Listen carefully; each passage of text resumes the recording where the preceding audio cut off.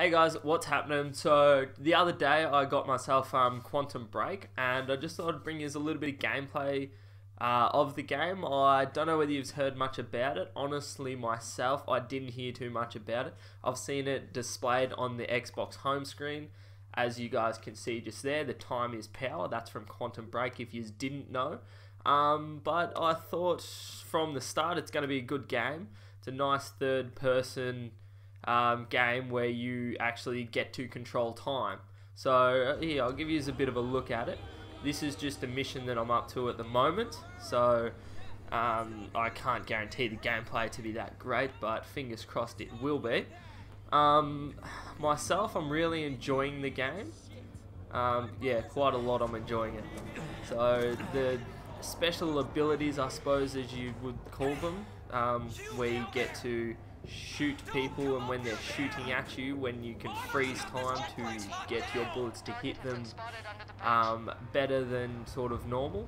You can time rush, you can time dodge, which sort of freezes time while you run and dodge around it. So this is the time rush kill. So you run in, jump, and you can kill them while they're not expecting a thing. You have a shield, so you can put up the shield. You can do big time blasts. That's a time blast, and you can use them virtually all different types of ways to beat your enemies, I suppose. The accuracy in the game isn't very good, as you can tell. I'm sort of shooting in the what are they called? The shooting sensors, whatever you call them. I forgot the name of them. Actually open up quite a fair way and don't allow you to get a direct hit on, say, the head or something like that instantly.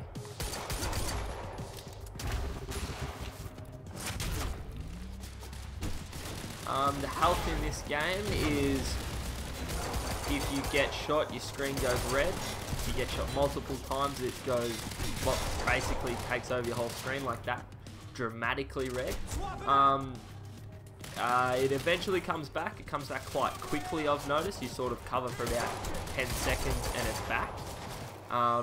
So this is on hard as well, so it's not so easy to die, I've found. So you're not constantly replaying missions a lot. The enemies I've found to be quite challenging. You've got easy enemies like the ones we've just taken out, and then you've got hard enemies like this bloke shooting at me now. So he's got his own little time. I think they're like a jetpack sort of thing on his back. So my time freezes, shields, all that sort of stuff doesn't actually affect him. But versing the bigger blokes, like you just saw, once you kill them, you have a dramatic slow motion of them dropping to the ground after your bullets sort of hit them. You can also pick up any gun off the ground that you wish to. So your ammo and whatnot, you only have a limited amount of, which is good because you can't just find the best gun in the game and just use it constantly. There are ammo packs throughout the game, but very limited amounts of, so you more are forced to find weapons on the ground from enemies that you've killed, and you have to use whatever weapons they've got, and you have to make sure that their weapons are gonna supply you with the amount of bullets you need for that part of the mission, because if you run out, then there's probably not going to be much more until you find more enemies to kill. The one weapon you get unlimited ammo on is your pistol that you've had from the start of the game. That's the very first weapon you get and you learn to use. So yeah, that you get unlimited on, so you're not forced to have zero weapons if you run out of ammo in a shooting spree. So we'll just check out this cutscene. So a part of the game you have fractures, they're called, which is when time is broken or time stops, and you've got a scenario like this where something dramatic happens and you're forced to wait, or forced to figure out a way to get past it and use it to either your advantage or use it to escape a place you are. Jesus. They aren't controlled. They are only random pieces throughout the game, and there's not a dramatic amount that you can actually do about this stuff.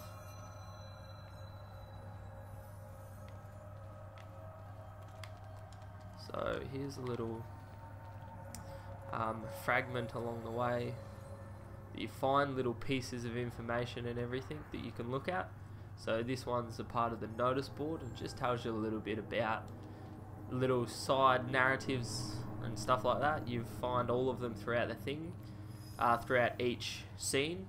The game's done in scenes like a movie would be, and you actually unlock skill points for finding all those scenes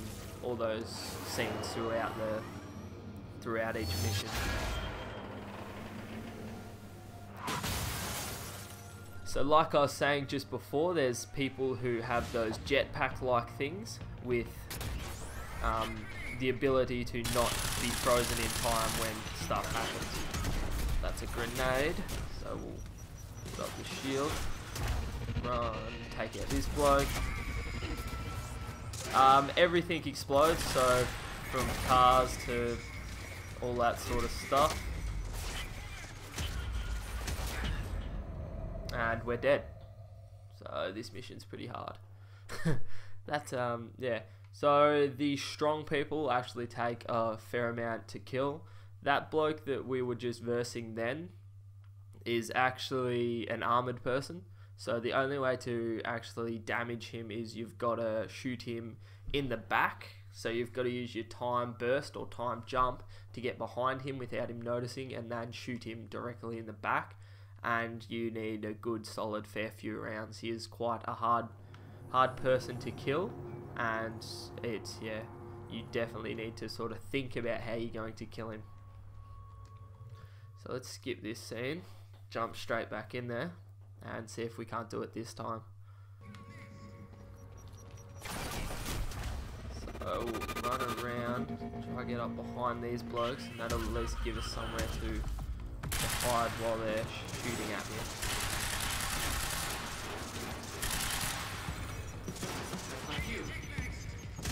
So drop a shield out while we're out in the open. So these people can't shoot through your shield, but they can shoot like at your shield to damage and weaken it and make it not last as long.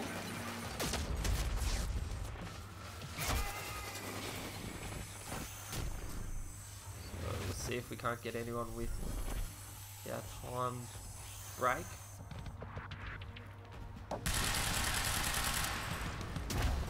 So the idea, run around behind him and get heaps of bullets into his back. So you shoot his, I suppose, time capsule thing on the back of him. I'll be calling them time jetpacks, but you can call them what you wish. I don't exactly know the proper name for them. So if we get around behind him again. So that actually does a lot of damage to him. It's the only damage you can actually do to him. There we go, so he's down. So there's the Vector. I don't know what they're just calling it, a submachine gun. The Vector picked up, oh, that was a shotgun. So that was the LMG. Where'd the little Vector go? There we go. So here's the little Vector. So it's actually a 3-bullet burst, so it shows you there's a bit of variety in the guns you use and in the weapons of choice. That's where we go. There's the ammo bags that I was telling you about. They're just little backpacks. Alrighty. So the game has a lot of cutscenes. I think on the Xbox, I don't know if it's the same for the PlayStation or PC, but you can download all the cutscenes because you stream them online. If you don't have great internet or don't want to wait for it to load to stream it, you can download them. And the cutscenes, I think, downloaded about 80 gig worth and had probably about 5.5 hours worth of gameplay on them, which video footage, sorry, not gameplay, which is quite a fair amount. I've made it through about 3 of the major cutscenes. They go for about 15 minutes, which is a fair decent time for a cutscene to go for. Usually they're only sort of 4 to 5 minutes, but they're good. They sort of sum up everything you've just played through in the mission and sort of make the point across clearly of what's going on. One really cool factor about the game, as you can tell, it's already got awesome graphics as it is. But the game's cutscenes are actually real footage, shot and filmed by actual people. They're not animated or anything like that. They're actual people. So if you bring up a side-by-side comparison of what the characters look like in real life and what they look like in the game, it is remarkably similar. It's ridiculous. The graphic content of each character is unreal, which they've done so well with, and I think that's one of the things that sort of made the game stand out a bit this year, is that they've put in the real life cutscenes. So yeah, that's one really cool aspect that I've found so far. As you can tell, when time breaks, it's really messed up and things don't really act as the way they should. Things are moving quite quickly. So to get past something like this, it's right bumper on the Xbox controller, push that, which sort of freezes time and allows you to sort of jump through and get killed anyway. Oh, that was a fail. Yeah, so normally allows you to get through. You might have to time burst while the time is slowed down to get through it. We'll try that now. So, freeze time, and then time jump through, which made us get through, so that must have been what you had to do. So you've got to add little things of your different powers together to get through some parts of each mission. Few things are trial and error, but most of it runs quite smoothly. You sort of figure it out pretty quickly what you need to do and when you need to do it.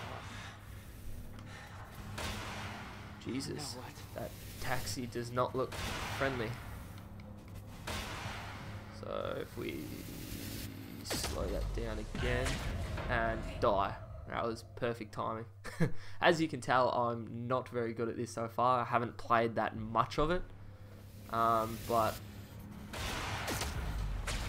let's burst through there. There we go. Get through it. It's all about, believe it or not, it's all about timing. You wouldn't gather a game about time to be all about timing. It's a bit ironic. Right, so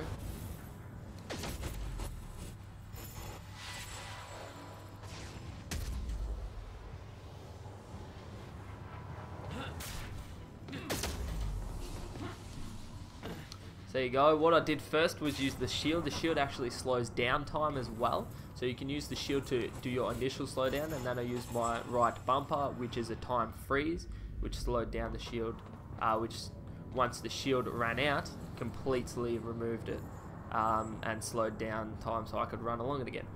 What I'm doing now is you can actually, some things you can fragmentate back to what happened previously. As you can see, I just did there, brought the truck back up, and then something's hit it, and it's gone back down.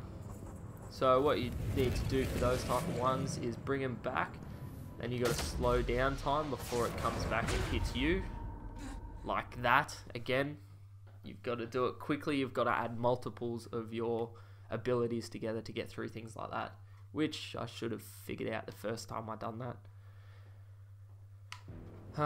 So let's get back up here. Get rid of that. There we go. I kept heading downwards, towards the cargo ship. There's the cargo ship.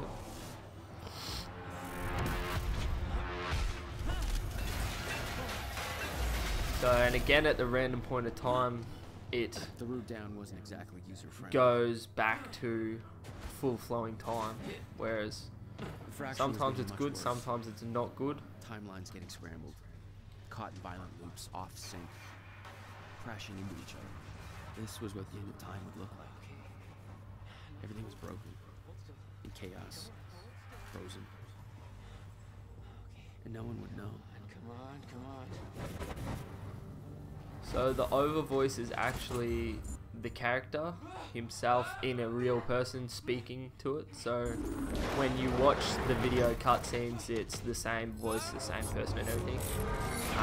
So you don't get a bit of a gamer voice and an actual real life person voice. So that's one good aspect about it as well. It was escalating. objects were moving out of time, out of order, entire timelines overlapping. And it was going to get worse, unless we could stop it. So there you go. That's a little quick, very brief, very brief summary of what the game is, about what you can do in the game. They're only the abilities that I've unlocked. They're not the whole abilities that you can have. So hopefully once I get a bit further on, I'll make another video, show you what a bit more gameplay is like as an advanced player on here. As I said, I've only just started. I'm not very far through. But yeah, if you're looking to get the game, I reckon it's awesome. I definitely think you should get it. And yeah, hope you enjoyed the video. Give it a like, thumbs up if you want. If you want to see anything about the game, if you've got any questions, drop a comment and I'll get back to you ASAP. Cheers. Thanks for that, guys.